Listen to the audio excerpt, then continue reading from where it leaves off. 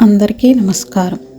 24 June 2025 రోజు పంచాంగం మరియు రాశి ఫలాల వివరాలు ఇప్పుడు తెలుసుకుందాం.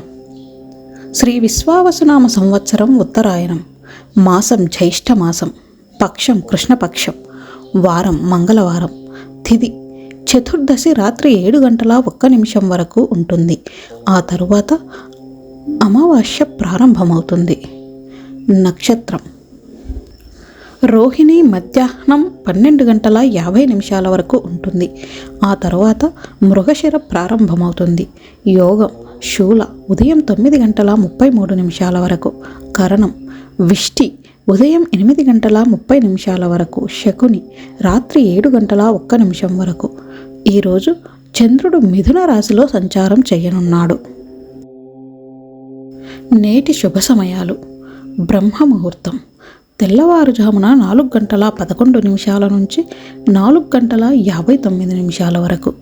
అభిజిత్ ముహూర్తం ఉదయం 11:52 నుంచి 12:44 వరకు. అమృతకాలం ఉదయం 9:59 నుంచి 11:26 వరకు. సంధ్యా సమయం సాయంత్రం 6:04 నుంచి 6:56 వరకు. సూర్యోదయం ఉదయం 5:47.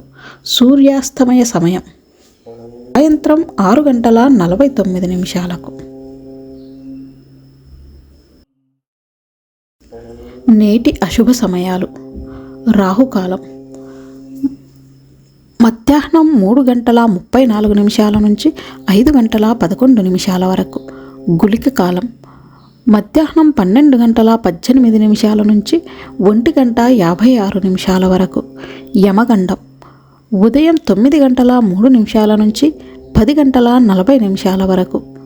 దుర్ముహూర్తం ఉదయం 8:24 నుంచి 9:16 వరకు మరియు 11:12 నుంచి 11:56 వరకు. వర్జ్యం ఉదయం 5:41 నుంచి 7:07 వరకు మరియు సాయంత్రం 5:59 నుంచి 7:26 వరకు. ఈరోజు విశేష పూజ సూచన: హనుమంతునికి ప్రత్యేక పూజలు చేయడం శుభప్రదం.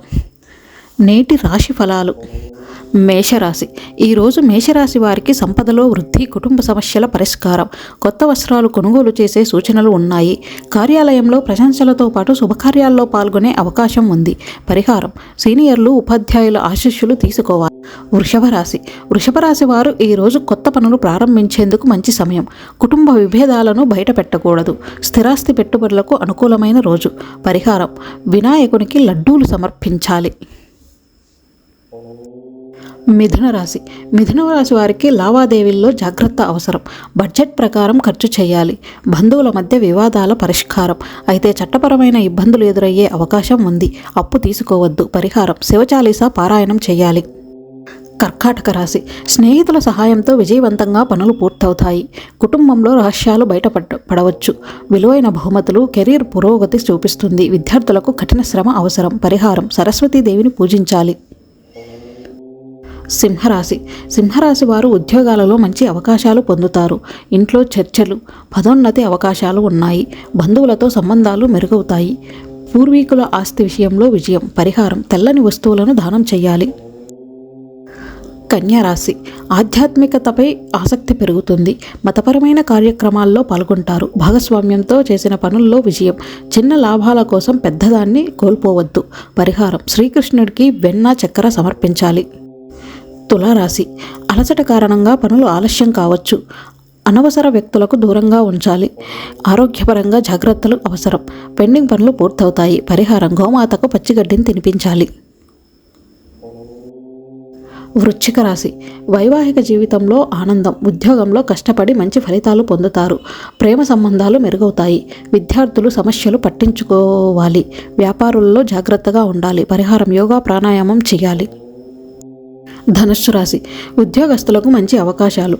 అప్పులేవి తీసుకోకూడదు. ఖర్చులు నియంత్రణలో ఉంచాలి. కొత్త బాధ్యతలు స్వీకరించండి. పూర్తి అవగాహనతో వ్యవహరించండి. పరిహారం: పేదలకు బియ్యం దానం చేయాలి. మకర రాశి విద్యార్థులలో విద్యపై ఆసక్తి పెరుగుతుంది.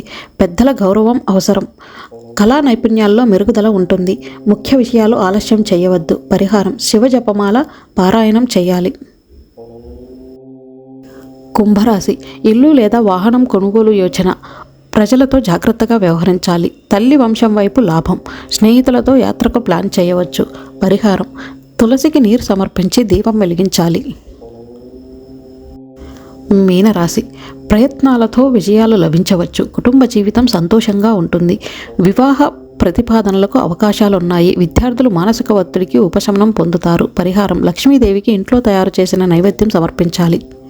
రోజువారీ పంచాంగం మరియు దినఫలాల వివరణ కోసం ఈ ఛానల్ని సబ్స్క్రైబ్ చేయండి. ధన్యవాదములు.